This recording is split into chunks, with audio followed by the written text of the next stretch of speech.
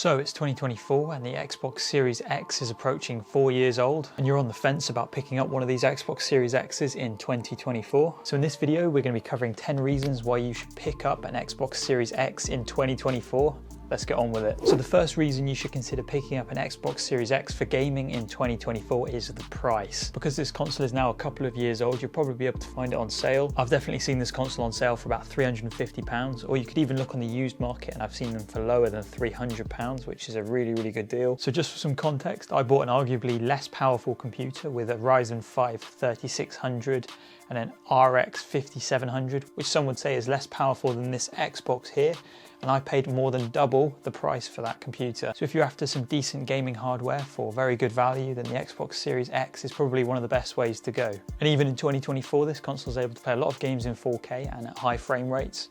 For example, on my OLED TV, this console looks amazing still. So before we move on to the next reason, if you are enjoying what you're seeing, be sure to hit that subscribe button. We're on the road to 2,000 subscribers, which is amazing. We're going to aim for 20 likes on this video. Let's get on with it. So the second reason you should consider buying the Xbox Series X in 2024 is backwards compatibility. So if you're like me and back in the day you owned an Xbox 360 and you've still got a bunch of Xbox 360 games, then these games won't go to waste because you can actually play them on your Xbox Series X. Not only are there a lot of Xbox 360 and original Xbox games on GamePass, but if you own the Xbox Series X specifically, it's got a disc drive so you can put all your old games into this console and play them. Not only is there backwards compatibility for Xbox 360 and original Xbox games, you're also able to play Xbox One games on this console, but at higher frame rates. An example of that is Dark Souls 3, which on the Xbox One only ran at 30 frames per second, but if you play that game in backwards compatibility mode on this Xbox Series X, you'll be able to play the game at a solid 60 frames per second. So the third reason for picking up one of these Xbox Series X's is Game Pass. So what Game Pass is it's essentially Netflix but for games. So you pay a monthly subscription of about £12 a month and you have access to a massive library of games that always changes. Also, having Game Pass gives you access to Xbox Live, so you don't need to buy that separately. And I found myself rarely buying games for this Xbox because a lot of what I want to play is on Game Pass. So pretty much every exclusive game is on Game Pass, such as Forza, Halo. There are also a lot of Bethesda and EA games on Game Pass.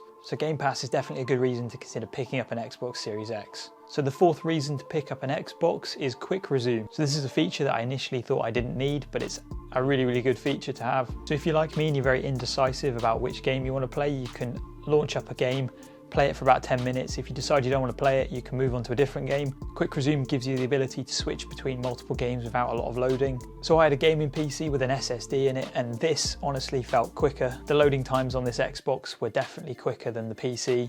So my fifth reason for picking up an Xbox, this is specifically over a PC, but I do want to say I am a fan of PC gaming. It has its kind of own role.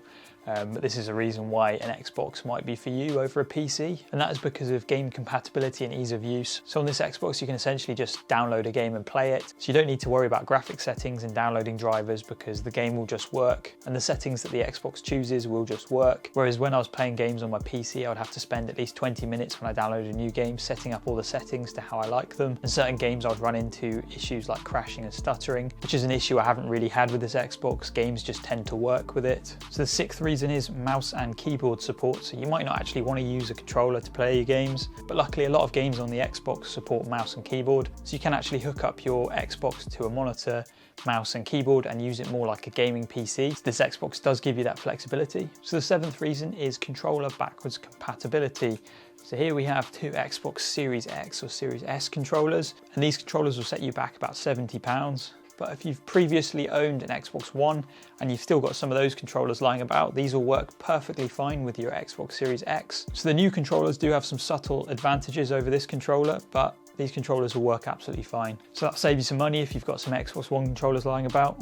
So my next reason is the size and form factor of this Xbox. So even though this Xbox is a bit chunky and a little bit kind of heavy, it's not quite as small as an Xbox Series S, which is a really small console. The size of this console is still very convenient. This console is still a lot smaller than your standard gaming PC. This means it easily fits underneath or next to most TVs. So reason 9 is Xbox controllers have replaceable batteries. So initially I did wish they had a built-in battery, but I know over time that batteries degrade. So I have actually decided I do quite like having replaceable batteries on my Xbox controllers. And if you pick up a charging dock like this, and you'll always have an Xbox battery on charge, so you'll never run out. And this setup to me seems more convenient than having non-removable batteries in your controller. I just want to say there's no hate towards the PlayStation controller. PlayStation controller is better in its own way. So the 10th and final reason I would say you should pick up an Xbox Series X is the storage.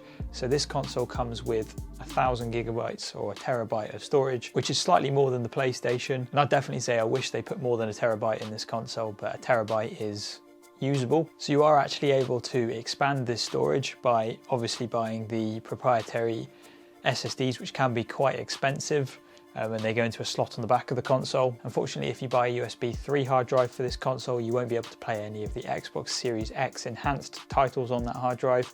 But any backwards compatible games such as Xbox One or Xbox 360 games that you have on your console, you can then move over to that USB 3 storage. So my point is, obviously more storage is better, so that's why I would recommend this console. So anyway, that will bring us to the end of this video. If you have enjoyed, be sure to hit that thumbs up button. And if you've got any questions, please leave them in the comments section below and I'll get around to answering them.